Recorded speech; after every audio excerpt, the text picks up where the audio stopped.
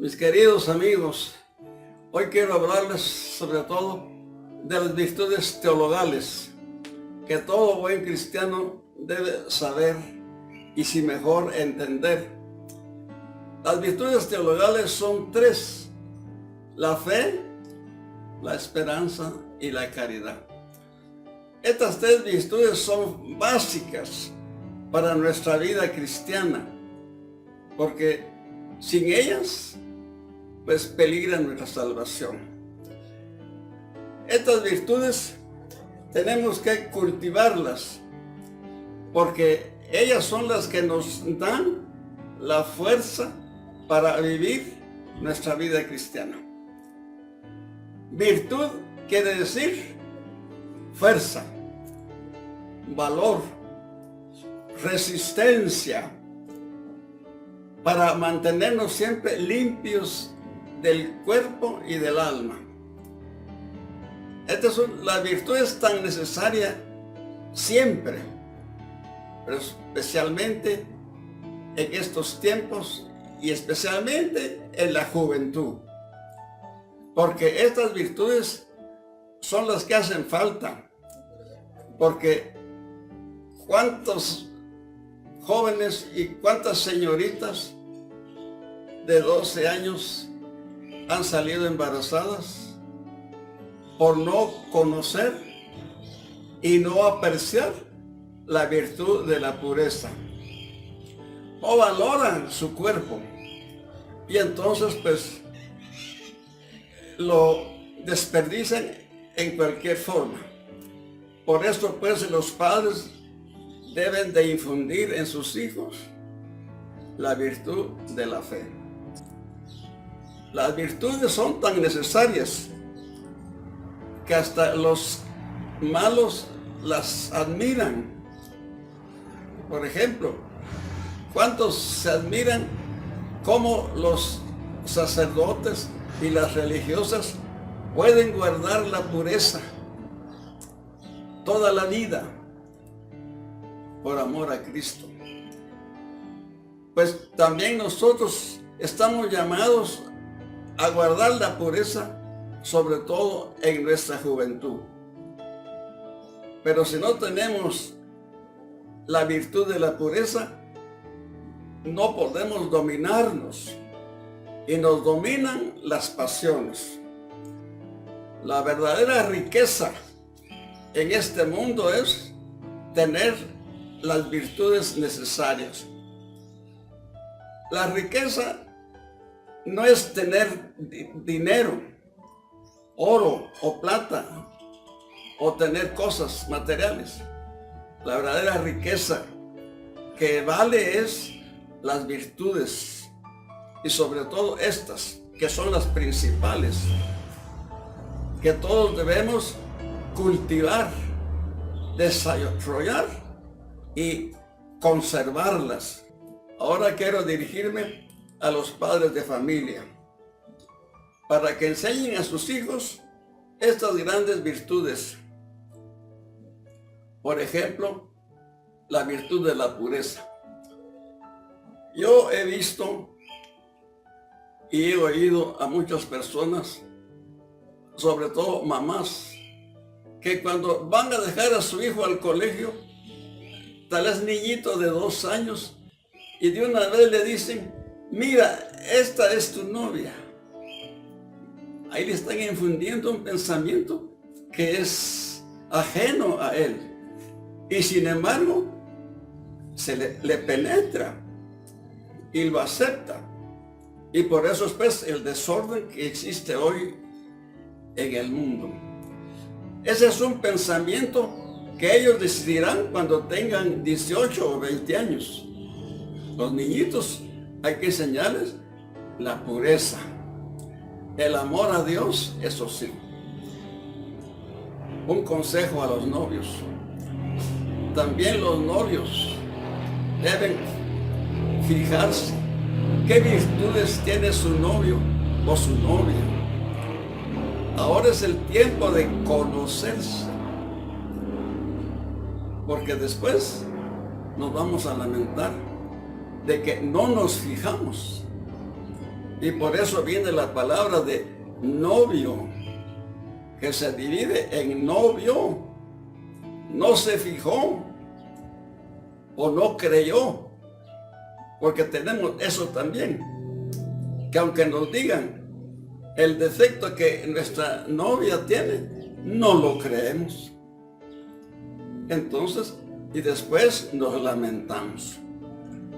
Por eso es que hay tantos matrimonios arruinados, deshechos, tantos esposos separados, porque no pensaron o no conocieron en la otra persona algún defecto que tenían. Eso pues es tan necesario. Un pequeño aviso pues nada más para los novios. Ahorita vamos a entrar a hablar de la primera virtud que debemos de tener, la fe. Esto, hermanos y hermanas, es una virtud básica para nuestra fe cristiana. ¿Por qué?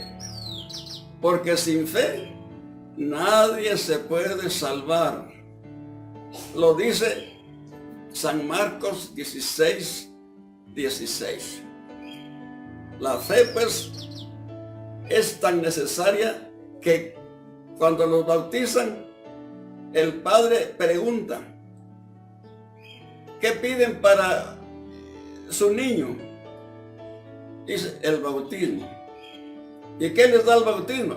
La fe. ¿Y qué les da la fe? La vida eterna.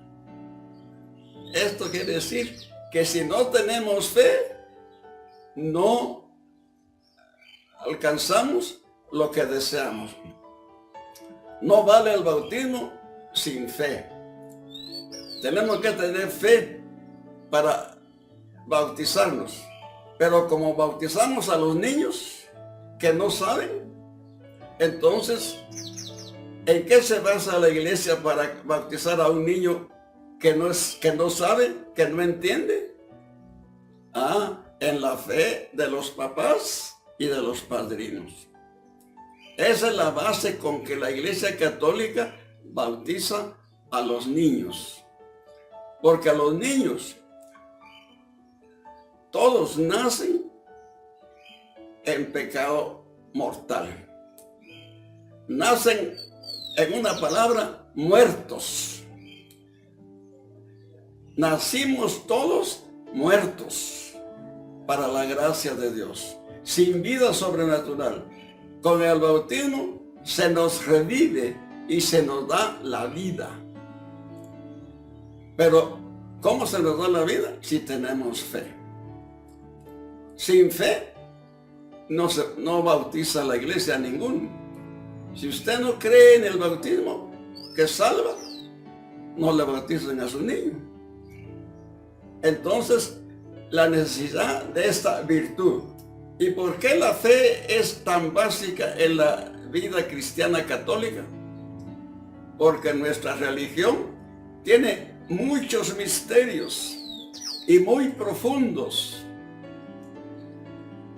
Por ejemplo, solamente me acuerdo en este momento que la iglesia tiene conocidos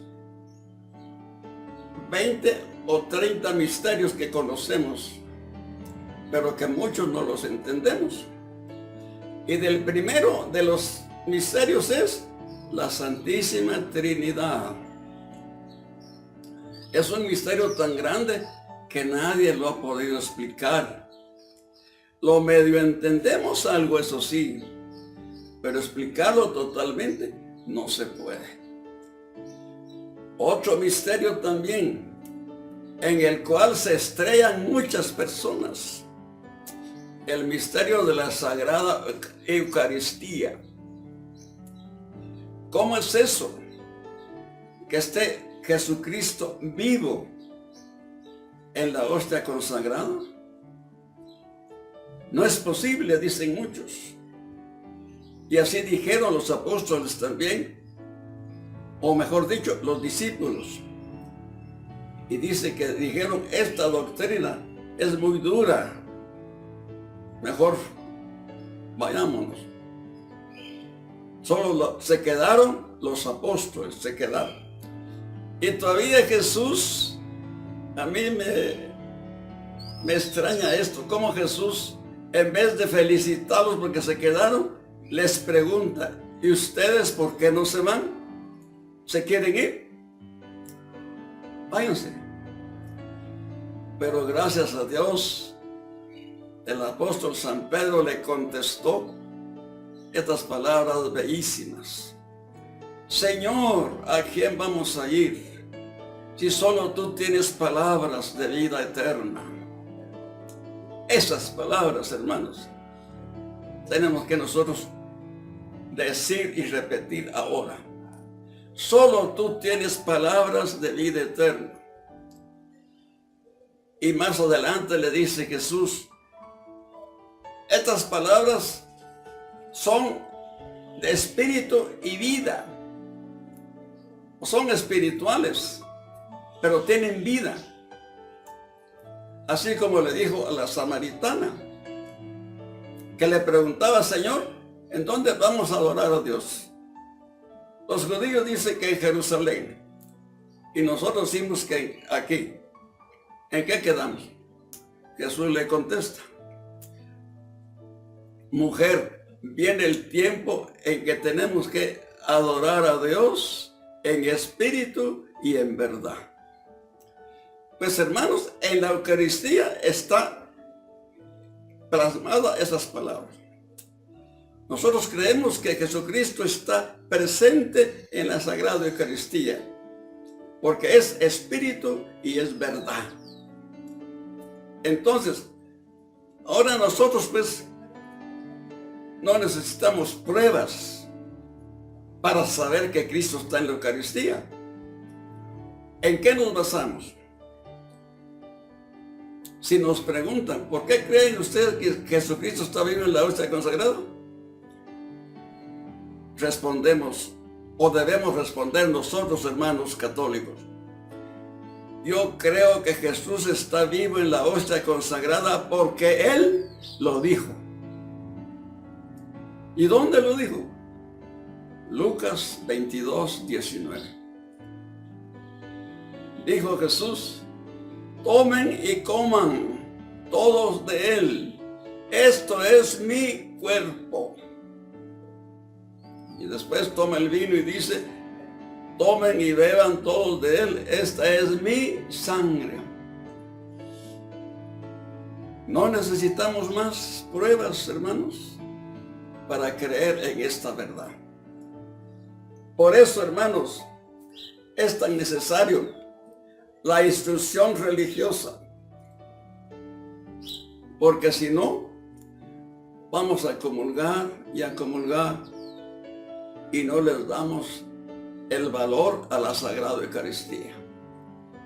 Por no saber estas verdades y por no recordarlas, es que muchos tal vez comulgan sin fe, sin amor, no le dan importancia. Solo comulgan y salen sin dar las gracias, sin arrodillarse, sin adorar a Jesús. Yo no diría que creo en Jesucristo y que lo amo si no creyera en esta verdad. Procuremos creer en Cristo total, en la verdad total de Cristo. No andemos brincando en la Santa Biblia buscando las palabras que nos convienen. Leamos parejo. Sobre todo, les recomiendo mucho que leamos el capítulo 6 de San Juan, que es un capítulo eucarístico, donde Jesús promete y asegura, no solo promete, asegura que si no comemos su carne y no bebemos su sangre, no tendremos vida en nosotros. Es una necesidad, hermanos.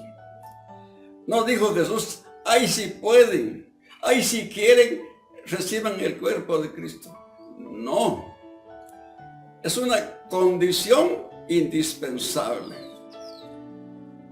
Y Jesucristo aquí está hablando en serio, no está bromeando.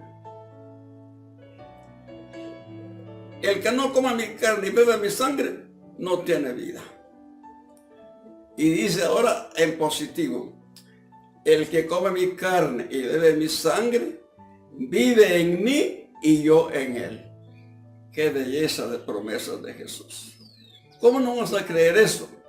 ¿Cómo no vamos a amar esas palabras? Hacerlas vida en nosotros. Gracias a Dios que nuestra iglesia tiene el sacrificio de la Santa Misa todos los días. Y nosotros, si somos listos, como se dice, la aprovechamos. Y si no, siquiera los domingos, asistir con esa fe, con ese amor de recibir a Cristo presente en la Sagrada Eucaristía. Recuerden, hermanos, que estamos viviendo en la nueva era, que se trata del relativismo, que todo es bueno, que todas las religiones son buenas, que en todas hay salvación. Es falso. Otra cosa que se dice también, lo que no se puede comprobar es mentira. Pues este sacramento que le estoy hablando, la Eucaristía, no lo podemos comprobar. ¿Cómo? ¿Por qué? Es un misterio. ¿Y qué es un misterio? Un misterio es algo que no podemos entender, que no podemos explicar claramente. ¿En qué nos basamos? Ya se los dije, en la palabra de Dios. Por eso es que es necesario que nos instruyamos tanto, para que apreciemos nuestra fe cristiana, para que amemos y para que vivamos y aprovechemos también los beneficios que nos dan los sacramentos que se reparten en nuestra Santa Iglesia Católica. Así pues, para ir terminando, estamos en esta prueba. Jesús quiere que le demos esa prueba de fe, comulgando con todo amor, con toda reverencia. Y esto es lo que muchos no pasan la prueba. Dudan de la presencia de Jesús y por lo tanto, pues mejor se retiran. ¿Cuántos en la iglesia van a misa y no comulgan? ¿Por qué? Por algo será. Hay algunas cosas que también impiden la comunión digna, porque también se puede comulgar dignamente o indignamente.